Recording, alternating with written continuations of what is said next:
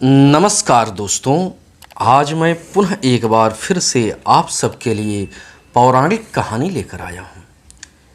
यह पौराणिक कहानी राजा पुरूरवा और देवराज इंद्र की अप्सरा उर्वशी की अनन्य प्रेम कहानी में से एक है।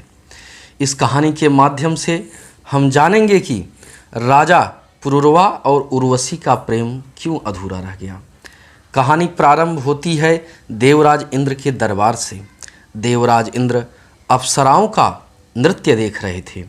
उसी समय देवर्षि नारद जी उनके दरबार में पहुंच जाते हैं।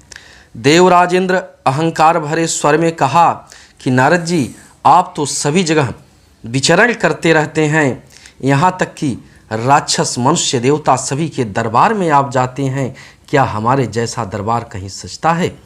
तब नारद जी ने कहा कि हे राजन, अभी अभी मैं पृथ्वी लोक से आ रहा हूँ। वहाँ एक परम प्रतापी पुरूरवा नामक राजा राज्य करता है। अगर पुरूरवा की सुंदरता की बात करूँ तो उसके समान सुंदर नारायण के अलावा और कोई नहीं है। उसके राज्य में सभी खुशहाल रहते हैं। पृथ्वी लोक हो या स्वर्ग लोक हो, उसके जैसा राजा कहीं नहीं है। जब नारद जी ये बात इंद्र को सुना रहे थे तो उर्वशी का मन राजा पुरूरवा की तरफ खींचा चला जाता है।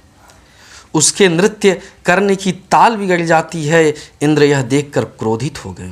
इंद्र ने कहा, अभी तेरा मन पुरूरवा की तरफ आकर्षित हो चुका है, तो कुछ वर्ष के लिए स्वर्गलोक से दूर पृथ्वी लोक पर मानव की तरह जीवन व्यतीत करो। इंद्र के द्वारा ऐसा कहने पर उर्वशी अपने दो मेमने अर्थात भेड़ के बच्चे को लेकर राजा पुरूरवा के राज्य में स्थित जंगल में रहने लगी। एक दिन राजा अपने सैनिकों के साथ जंगल में शिकार खेलने के लिए गए। राजा जब नदी के किनारे पहुँचे तो देखा कि एक बहुत ही सुंदर अंगों वाली स्त्री भेड़ के दो बच्चों के साथ खेल रही थी। राजा उसकी सुंदरता पर भावमुग्ध हो जाते हैं। राजा उसके पास जाते हैं और सम्मान के साथ अपना परिचय बताते हैं। कहते हैं कि मर्त्य मानव की विजय का तुर्य हूँ मैं, उर्वशी अपने समय का सूर्य हूँ मैं।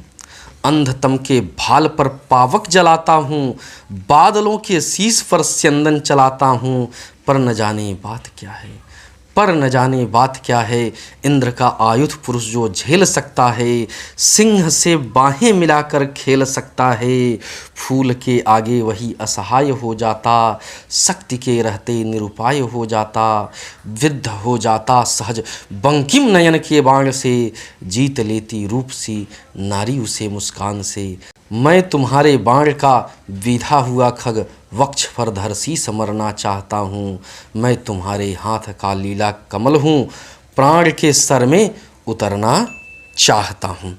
राजा पुरूरवा को देखकर उर्वशी भी काम मोहित हो गई और उसने कहा, राजन, मैं स्वर्गलोक की अप्सरा हूँ, मुझे कभी न कभी यहाँ से जाना पड़ेगा, इसलिए मैं हमेशा के लिए आपके पास रहने का वचन नहीं दे सकती। लेकिन हमारी दो शर्त है। पहला, इन दो भेड़ के बच्चों को कोई क्षति नहीं पहुंचनी चाहिए, अर्थात इनकी रक्षा आप करेंगे। दूसरा, सिर्फ रति क्रीड़ा करते समय आप हमारे सामने नग्न रह सकते हैं। इसके अलावा बिना वस्त्र के आप दिखें तो मैं आपको छोड़कर चली जाऊंगी। राजा ने उस शर्त को स्वीकार किया। राजा पुरूरवा और उर्वशी दोनों एक साथ रहने लगे। राजा उर्वशी के प्रेम में इतना आसक्त हो गए कि एक वर्ष कब पूरा हो गया पता ही न चला।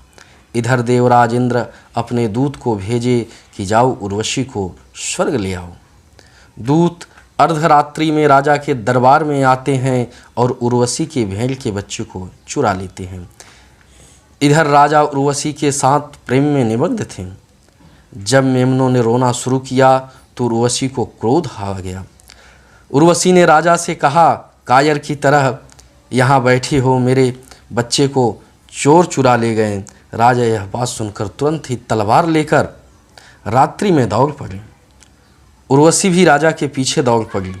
उसी समय बादलों से बिजली चमकी। उर्वशी ने राजा को बिना वस्त्र का देखकर कहा, राजन, मैं जा रही हूँ। इसके बाद उर्वशी इंद्र के दूतों के साथ देवराज इंद्र के दरबार में चली जाती है।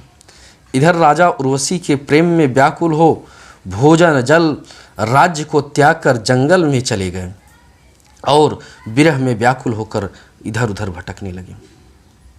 1 वर्ष के बाद उर्वशी पुनः राजा के पास आई और एक बहुत ही सुंदर बालक को दिया। बोली, राजन, यह आपका बालक है। राजन ने बालक को स्वीकार कर लिया और उर्वशी से बोले कि तुम स्वर्गलोक मत जाओ। तब उर्वशी ने कहा, राजन, हम अप्सरा हैं, हमें स्वर्ग में ही रहना है। और बहुत प्रकार से समझाया और कहा, मैं वर्ष में आपके आग्रह पर 1 बार मिलने आऊँगी। तब उर्वशी वर्ष में 1 बार राजा पुरूरवा से मिलने आती तथा उर्वशी और पुरूरवा से अन्य बालक भी हुए। प्रिय दोस्तों, यह कहानी कैसी लगी कमेंट में ज़रूर बताना। लाइक और सब्सक्राइब करना मत भूलना।